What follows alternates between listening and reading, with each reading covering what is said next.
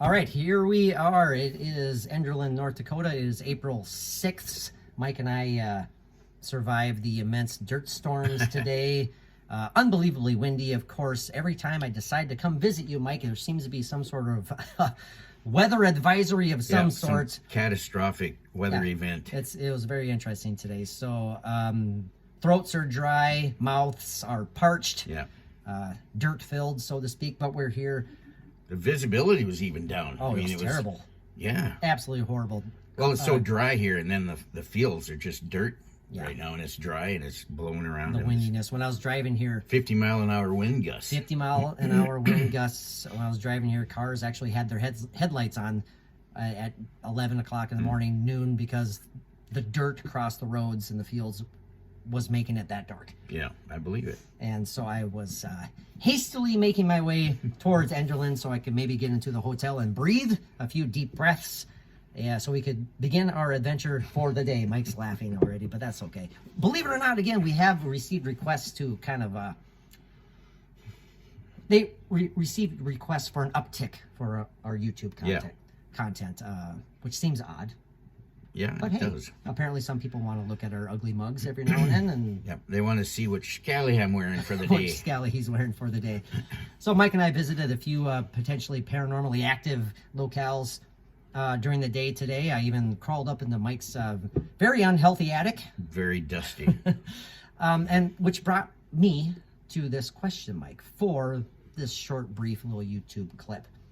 We've talked about this several times. Okay. Several times. You and I obviously are open-minded to any and all things paranormal, but we do not believe that everything out there is paranormal in nature. We don't think that cemeteries are automatically haunted. We don't think the spirits of the dead hang out in cemeteries. We don't think that the spirits hang out in creepy basements or creepy attics. But yet I went up in your attic today, and yet we visited cemeteries.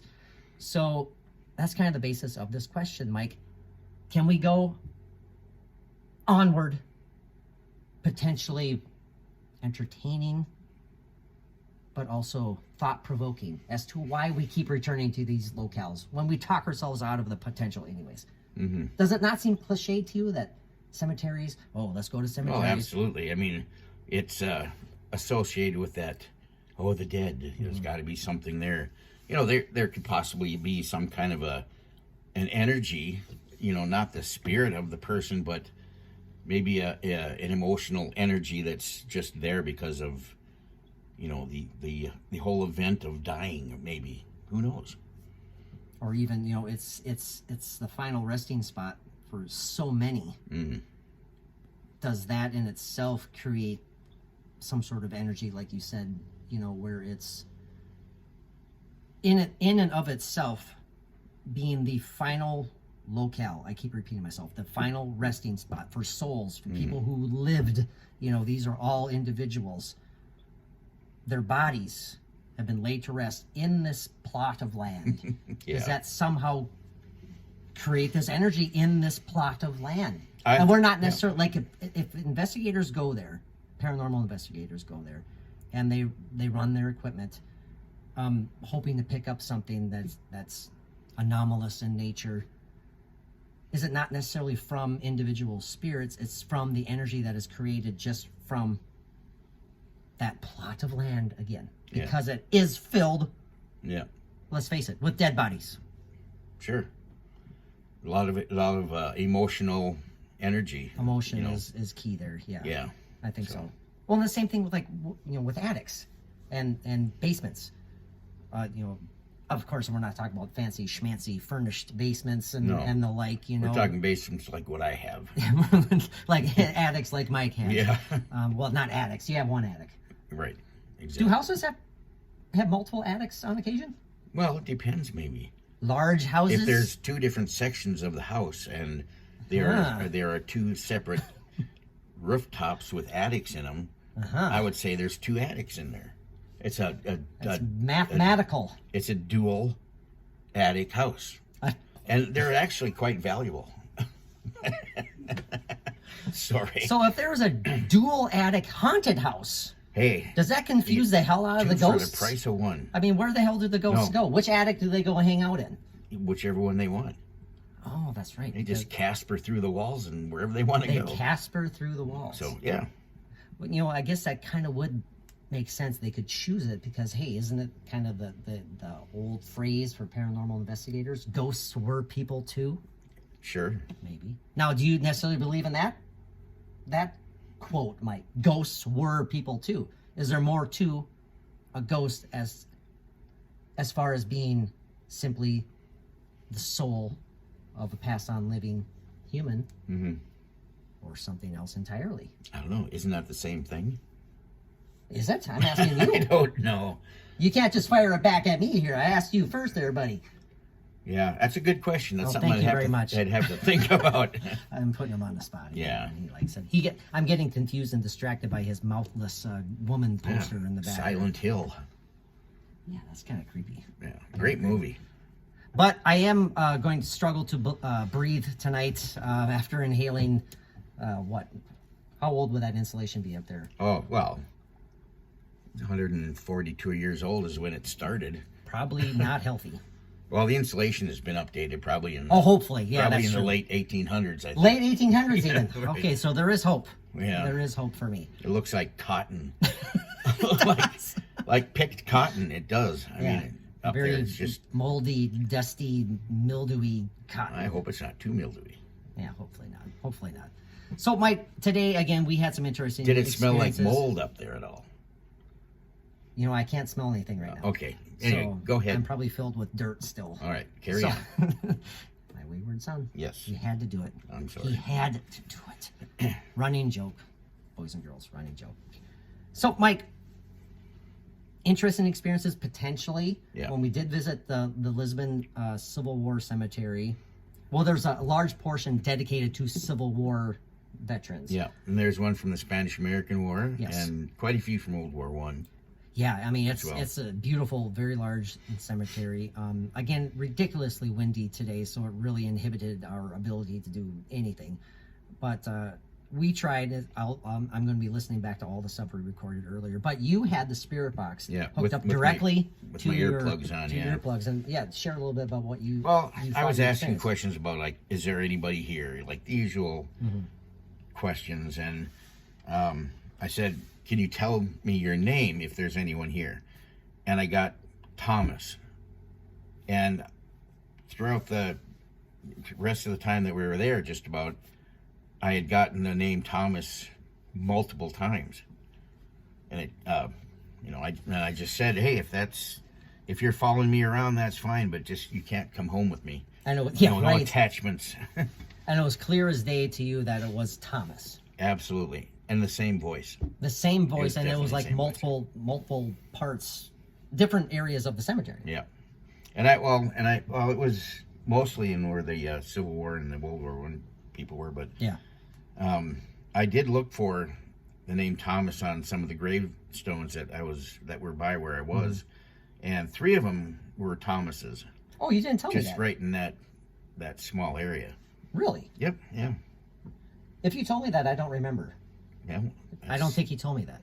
I probably didn't. Yeah, I don't think so. He might have thought he did, but he was busy trying to save me from being blown away in the wind. Had tie onto him like a kite. I know. My frail little waif-like body was in danger of being swept away. I'm not exaggerating there at a couple of points. Man, that wind was ridiculous.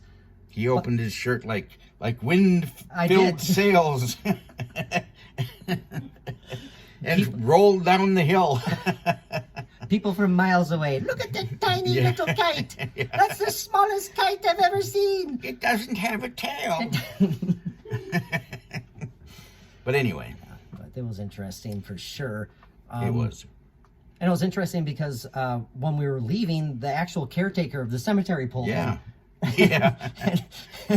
And he pulls up and he's like, how you doing? And he's asking me because I'm packing up my bag and stuff. Further down a ways. He's like, is there anyone I can help you find? And I lied. But I said, well, we're looking for some of his family members. And I pointed to Mike. Which I do not have any there. No. And he goes, oh, okay. What's their last name? I'm like, damn it. I was hoping he would just driven away. You But he know? asked for your last name. I told him your last name, Yeah. and his literal reaction was, We don't have that name here. He's like, he knows he's the caretaker. Yeah. He knows the layout. Yeah. He knows probably every damn name in that cemetery. I'm sure. Yeah. And so he was just being polite. God dang it.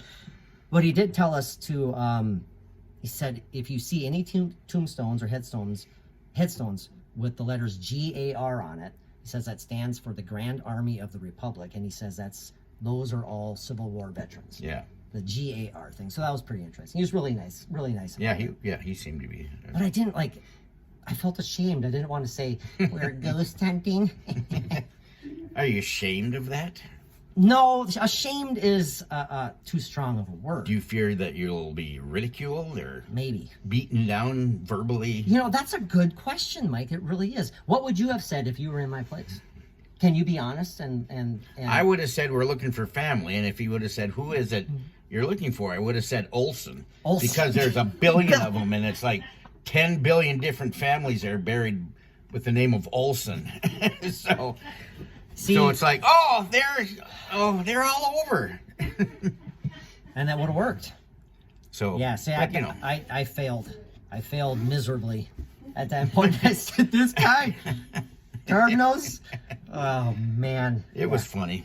It was funny. We did visit a couple other cemeteries. Mike had a really cool experience. We stumbled across a grave of people that you were very close with, and you had no idea they were actually buried there. Right. I was with the wife when she passed away, and her husband I got to know really well. Yeah. Because of your job. You were with her. Yeah. Ralph and Pearl. Yeah. I took care of her with hospice, and yeah, it was pretty amazing. He actually got kind of like, I'm not joking, when we were walking towards when you recognized the names. Yeah, at first I saw Oak and I was like, well, I know that name. And as I got closer, I saw Ralph, and then I saw Pearl, and it's like, oh man. Yeah, and you said like, I'm going to get emotional. Yeah, I just had to go there. Yeah. It was a very special